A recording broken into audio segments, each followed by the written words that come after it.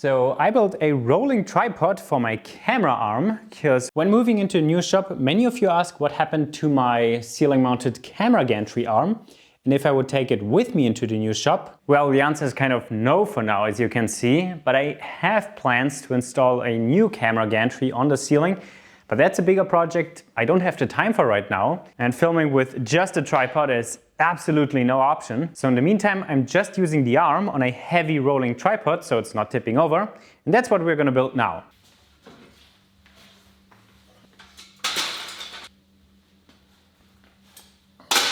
Got some steel tubing, steel post, more tubing if necessary, and some wheels.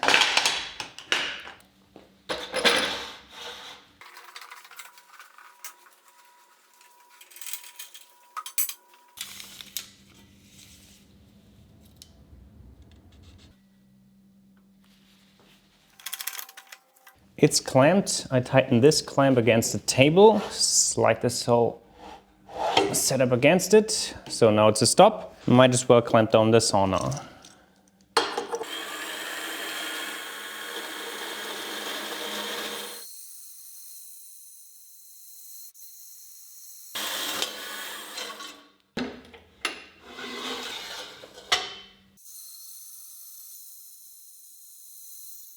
Okay, got them cut to length. Next I set up the saw to an angle to cut the little pointy bit in the front. I need 30 degrees, which is, I don't know, hard to read. Here. Better double check with an angle. Oh yeah, way off. Yeah, more like this. Now second setup at an angle, again a stop clamp here, and it will cut just past the middle.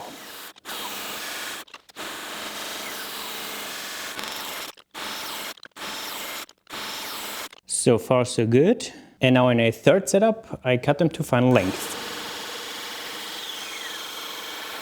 Now the parts can come together like this. The angles look pretty good. Before I start welding though, I'll mark and drill the wheel holes. But I'm not just going to bolt the wheels into a hole with a nut. I want to turn and weld in a threaded plug. Probably overkill, but I don't need an excuse to practice on a new lathe.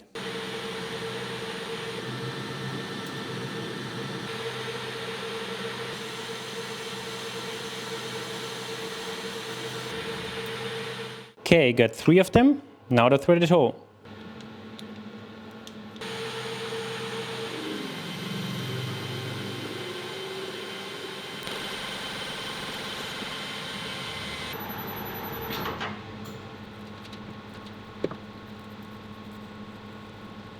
There we go. Now I just need to drill out these holes here to 60 millimeters and then I can weld them in.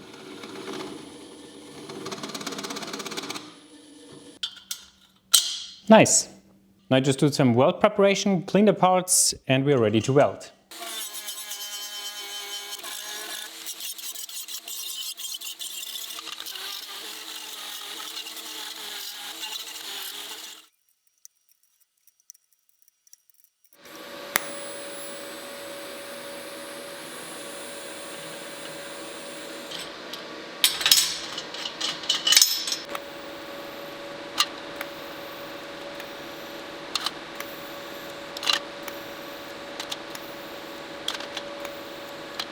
Not the best, not the worst, it will definitely hold.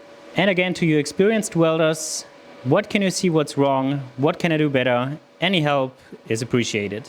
Now I can align the parts together and check them with this angle.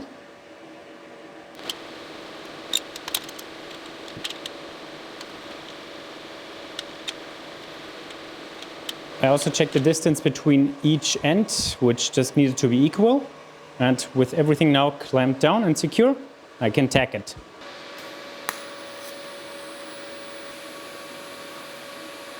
Okay, got a few nice tacks, top and bottom on each corner.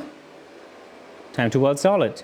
Well, changed my mind last minute. I first raised it off the table onto some nuts, so I have better access to all of the weld beads.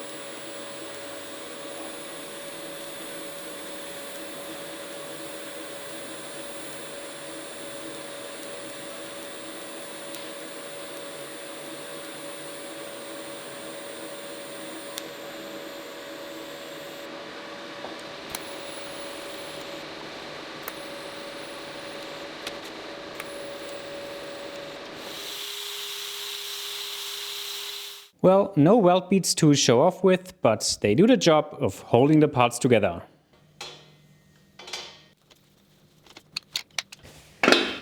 Yoo! That is working. Next comes the steel post in the center.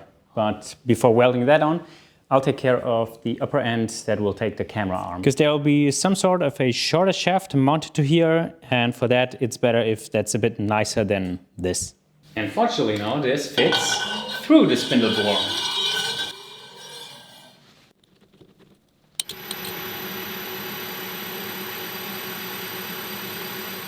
So I face off the end with a little chamfer and now just clean off the inner surface a little bit and turn it to a known diameter.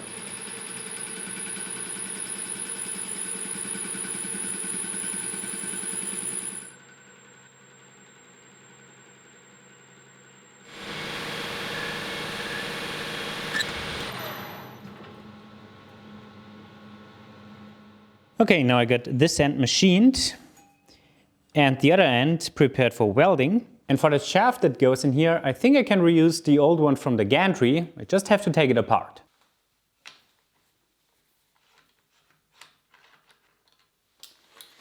That held it up. Let's hope it doesn't crash. Yeah. This should now just slide down. Perfect. And untension it.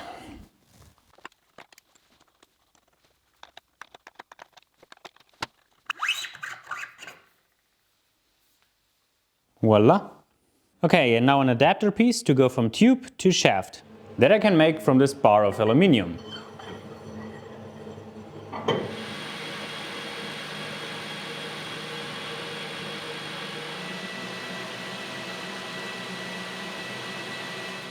That was facing and the overall diameter. Now comes the diameter that fits in the tube and then cut it off.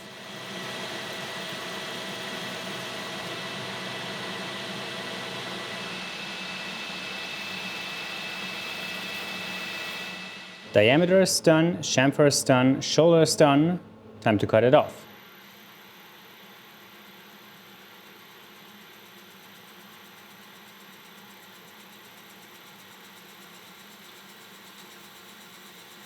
Well, my cutoff plate cannot cut deep enough, so the rest has to be done like this.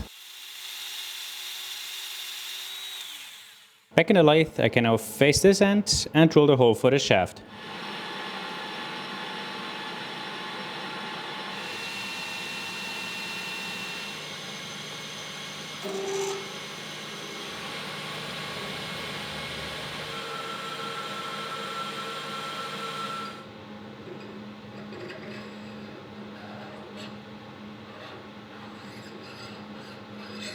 I obviously made it a slip fit, so it's easy to assemble, and now to hold it in place, I installed 2 set screws.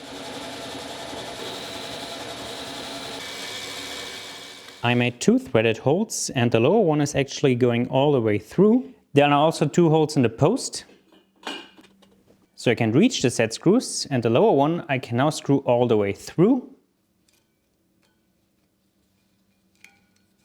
and use it to lock it onto the pipe.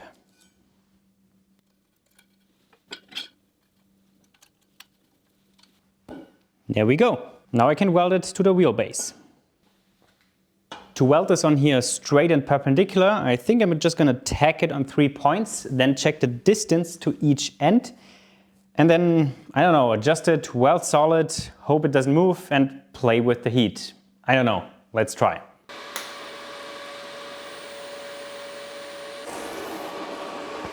Now, 1 meter 9 and 9 millimeters. 1 meter 9, 9 millimeters. 1 meter 9, 1 meter 10. Half a millimeter off, that's fine. And I think to spread the heat distortion now, I'm just gonna do a little bit here, a little bit there, a little bit on the third side, and move along like this, so everything pulls equal.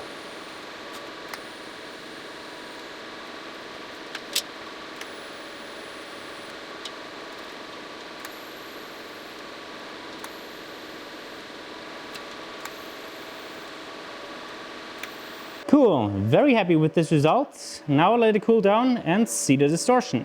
1 meter 9.7, 1 meter 9.6, 1 meter 9.7. I called it good. But what of course happened, everything got pulled down in the middle a bit, so the spacer doesn't fit underneath here anymore. But I don't think that's a problem. Well, right after I said that, I applied some counter heat on the bottom, which did an improvement. Nice. And oh yeah, this definitely doesn't need additional bracing.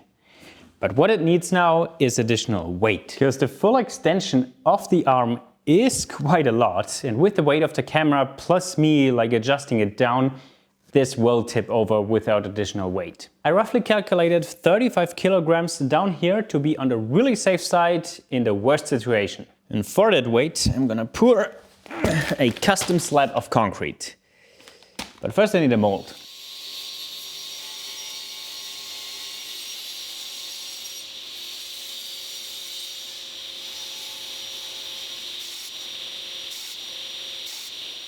Get the main shape, and these pieces now go around like this.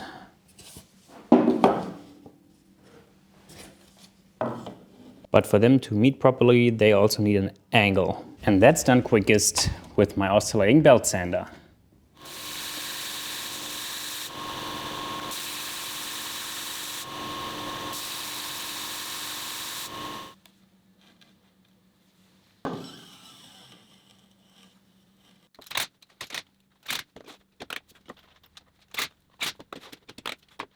All right, got the sides screwed on. I'll also add a screw through here to make the wall stronger. But before that, I need to build a little bit of an inner structure. Hard to explain what that's for until it's finished.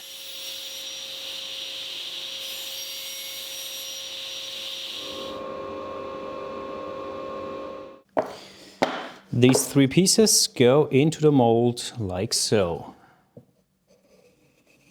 This will create a cutout in the concrete, which fits around the steel pieces and makes it flush with the top, so it's a usable surface. And then I also add these 3D printed rubber pieces that get cast into the concrete and then are the mounting holes. Okay, got everything screwed secure. Now I run a little bit of caulking in the edges so the concrete doesn't have sharp edges. Okay, the mold is now complete. Time for the concrete. Got 1 bag of concrete mix, the water and extra gravel for some more volume.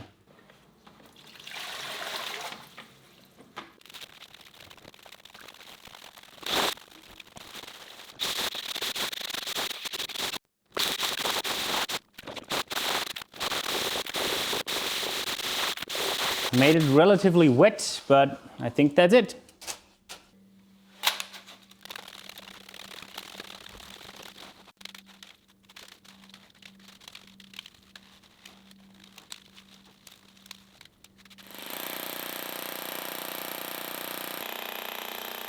I think the amount was spot on.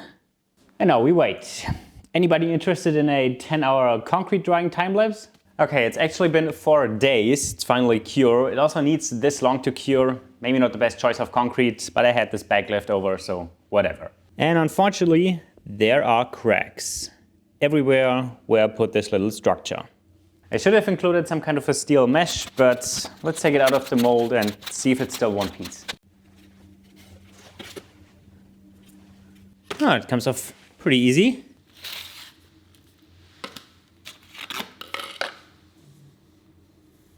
Ah, this worked beautiful.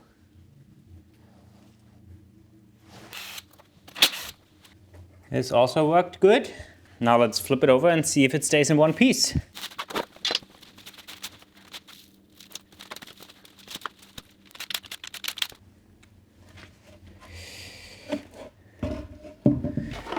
Okay, the surface looks pretty nice. And I think I know what caused the cracking. The wood absorbing moisture from the concrete expanded. I did wrap it in packing tape to now remove it more easily, but I didn't think about the expanding due to the moisture. Let's get these out and see if it's a one piece.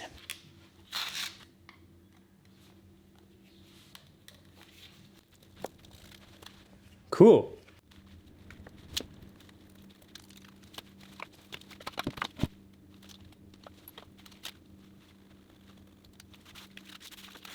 Well, I can see more cracks, and when I try to lift it, I can see them moving. Not good. I guess some kind of a support bottom plate is needed, for which I can just use the mold bottom again. Now let's see if the steel structure fits. Much easier to unscrew the wheels here. To drill the same hole pattern in the base, I need to find the center again, which I can do like this.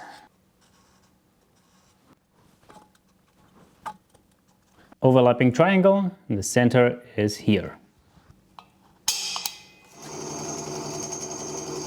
And as you can see, these rubber inserts now act as rubber washers, so the steel doesn't directly sit on the concrete.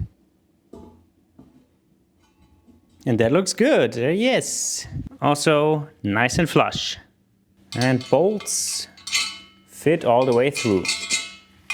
Now I took the mold bottom, drilled the mounting holes in there as well, and rounded over the corners to make it a bit nicer. Now just need to get the concrete on that again. Yeah, just from rotating it, the cracks opened up quite a bit, so I'm holding it together with a strap.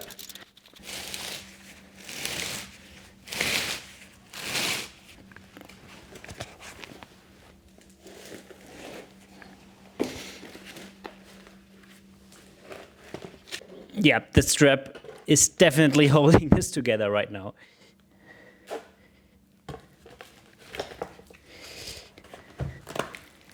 Now I got it off the floor. Let's see what happens when I loosen the strap. Not too bad.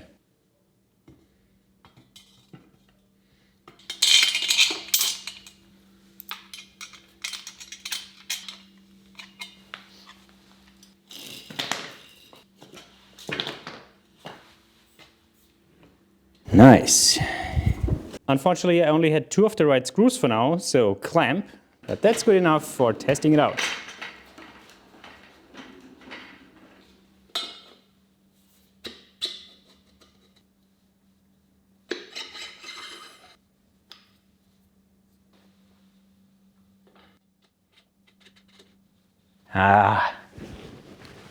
Finally. Finally I can install the camera back on here. No tripod, no more. Just so nice, reaching everything with ease. Over the table saw. Whoa. Or, I don't know. Anywhere. Just great. To protect my walls, machines, legs and ankles from this here, I 3D printed some end caps from soft material. Let's check the worst case, if the weight is heavy enough. Base oriented like this, wheels facing this direction, and the arm itself facing this direction. And then full extension, and I adjust it down, it should not tip. Great, doesn't. So also try it here. Yeah.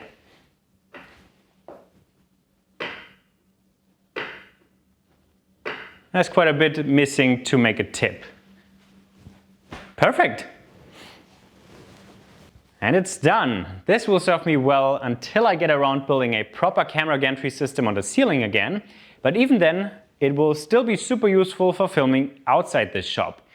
There's one last job missing, and that's some blue paint, but I'll do that off camera.